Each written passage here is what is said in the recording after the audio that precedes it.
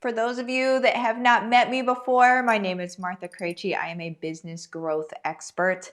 I work with people that don't even know what they want to do for their business yet, but they know they want to do something and prefer working from home.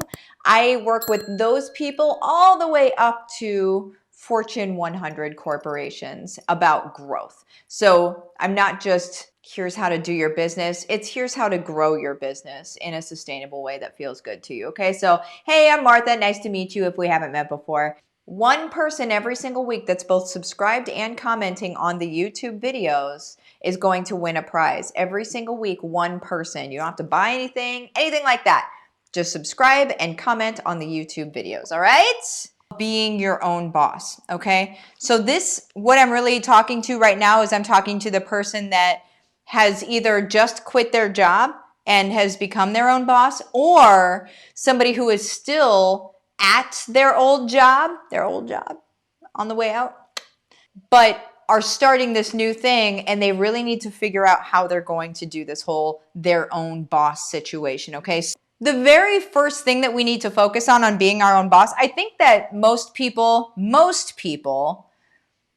start going through this before they quit their job. I am not most people. I most definitely jumped out the window and created my parachute on the way down. Okay. So there's that. My becoming a business owner and developing myself as a business owner happened after I already quit my job. So it was very urgent for me to figure my life out really quick. Okay. Now, for those of you that it either is very urgent or isn't, either way, it doesn't matter. The very first thing that you need to focus on are your goals. What are your goals for your business? Okay. Those can be a financial goal. I also challenge you to have a growth goal in there somewhere. A goal for what you are doing for other people and helping them grow as people. Okay. So have your own financial goal. That's definitely good to have because you need to know where you're going, right? You need to, if we can't see the mountain in the distance, we don't know how to go toward it. Okay. If you don't have a mountain in the distance of the thing that you want, you don't know how to get there. All right.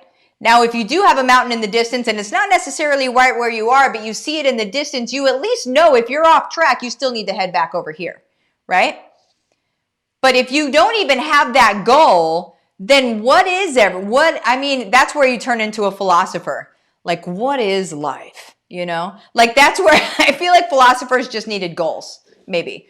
So I never really thought of that before, but now I do. What is life? I don't know. Goals, bro. You need goals, bro. So the very first thing is we need to know financially where we need to be.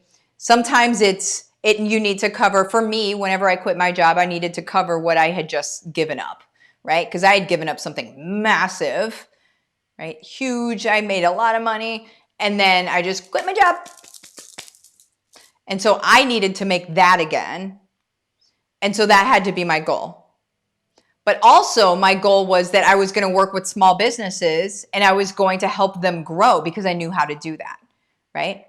And so those were my goals. Another goal of mine was that I knew in order to reach my financial goal and my growth goal for people, I knew that I was going to have to be in front of people. Now, here's a weird thing because I had severe panic disorder and would have basically I would feel like I was going to die about 20 times a day. No joke. I say it flippantly because it's so far removed from my life and my everyday life now that I don't experience it. But at least 20 times a day, I would think I was having a heart attack. But remember, I had a financial goal and I had a people growth goal. And I knew in order to have those, I needed to be in front of people. Even though I thought I was dying 20 times a day, I had to be in front of people. And so what I had to do is I had to push through the fear. What I look at the panic attacks now as is it's a version of fear. It's a version of, it's your body responding to fear. It's your body responding. There are chemical things. I'm not a doctor, right? For me, my body was responding to fear. Okay. And so whenever I went ahead and just did it anyway, Would the panic attacks not happen? No, they would. But I was doing it anyway. It was my own version of having to plant my flag and say, I'm doing this. Because I could have easily, you guys, easily, I could have said, I can't do this. I feel like I'm dying. I can't do this. I would literally be talking to people face to face at a Chamber of Commerce thing. All of these professionals, I'd be talking to them face to face. We're having a conversation about SEO or websites or digital marketing. And they're asking me questions, and inside my left arm's going numb. I'm tasting, I can't hear that well, and I'm starting to freak out. And for me, I had to try to pretend like I didn't feel like I was dying. Okay? Do you see how easy it could have been for me to say, you know what? I actually just can't do this. You know, guys, I think I'd be a great business owner, but I can't do this thing that is required of me in order to grow my business. I kept doing it. Even though I felt like I was dying every time, you guys, I kept doing it. And so what I'm saying to you is, if you're starting to work your business and you're running into things and you're like, this is hard though. But this is like hard. But like, I don't want to do this. My question for you is, how committed are you to your future? How committed are you to your future? If you're so committed that you would do something even if you feel like you're dying while you're doing it, that's commitment. If you run up against something that pushes back at you and you're like, oh, I don't like that, just quit now. I love you so much, just quit now, you're wasting time. You could just go back to whatever you were doing before. But if you're with me here right now and you're saying, I'm doing this, I can commit. I can say, I don't care what pushes at me. Martha, if you're promising me, if you're saying that if I stay consistent and I stay the course and I continue with this thing that I'm going to push through, then I will do it. Then I am your girl and let's go. Okay? But if you say, I don't really want to have to do this. I don't really want to have to do this. I don't really want to have to do this. Then I'm going to just let me rescue you and say, just stop now. Don't do it anymore. It's not going to work out for you. And then you're going to have another sob story to tell everybody else that says like, oh, I tried to do this thing and it didn't work. This thing works. Okay? But you got to commit to it like I committed to it. Feeling like I was dying every time I would talk to somebody, I committed. I was committed. I had no other options. I made no other choices. I did not give myself an out because I did not need an out because I was going to make it happen. That's the level of commitment I need from you. If you can give me that level of commitment, you are off to the races, period. You will see yourself in a year. You will look back to today and be like, dang, I knew it. I knew I was going to be doing something. That's where you're going to be. You're going to be surprising yourself on a daily basis. If you're in HBR right now, tell me how you surprise yourself on a daily basis. We grow into new and different people in HBR. I was joking around earlier on the Bridge to HBR training, and I was like, how many people thought this was just a business course? That's what I talk about. I say, well, this is a business course, right? This is how you're going to be able to develop multiple income streams. This is how you're going to be able to work from home 5 to 10 hours a week. You're going to have what you need and be able to scale it up. Yeah, it's that. What I don't tell you is that you completely change as a person. Is that you completely change into the best possible version of yourself. And it doesn't take long. You can be a month or 2 months into it and totally not recognize the person before you signed up. You guys, this is where everything changes. This is where you change. That's what this is about. I'm not playing around here. My goal is a big one. We're ending poverty. We end poverty by doing this. We end poverty by empowering people to look at life differently, to create their world differently, and do it in service to other people. That's how we end poverty.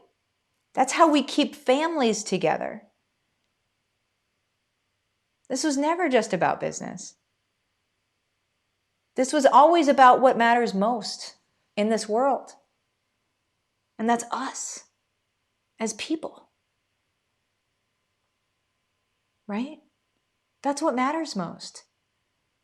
We're led to believe, you guys, through culture and through society, we're led to believe that we're afterthoughts, that we don't really even belong. And that's so beyond untrue. And the beauty is that whenever you're in HBR, you become a part of a movement that is changing that narrative, that's erasing it from the book. And we're writing our own story. Our own story goes a little something like this. Mom woke up one day. Mom remembered who she was. Mom took control of her life. And now mom shows her kids how to do it. Kids create their own lives, and they show their kids how to do it. And then they create their own lives, not even realizing, I'm head to toe goosebumps right now. Those kids don't even realize that there was a struggle back here where mom was. That's how much we shift the world, is that kids of kids of kids don't even remember a struggle. They don't even remember this narrative that we erased. They don't even remember it. That's what we're doing here, you guys. In case you've been asleep to what's going on in HBR, that's what we're doing here. If you want to ask questions, if you want to get more details about HBR, it's Home-Based Revolution. It's everything that I have learned the right way. Okay. I've tried, failed, tried one, right? But HBR is all of the things that you need to know to build your business. We build multiple income streams around ourselves and our family. We work about 5 to 10 hours a week, and we are very well taken care of financially. HBR teaches you how to do that, okay, in a way that is not salesy, sleazy, or weird. So that's what HBR is. It's half off right now. If you want to ask questions, what you're going to do is message Livin the Dream with Martha, my Facebook business page. Message me the words case study, hey girl, whatever you want to do. I would suggest getting in now, because I literally just got an email from my web developers this morning. It's on, okay? It's not going to be that long. You need to be in HBR, have your stuff, get your stuff ready, so then you'll be able to sell it, because I'm creating a part of my website, or my web devs are, but I'm creating a part of my website where you're going to be able to sell your stuff, okay? Only people in HBR. So get in HBR, and then also get your stuff started, okay? So there is that. Make sure that you do it. I mean, we're not playing around here. It's only for HBR people. You have to be in there. If you wait till the last minute, then you're gonna have to wait till you submit stuff to the website, okay? I like very realistically have to say that to you.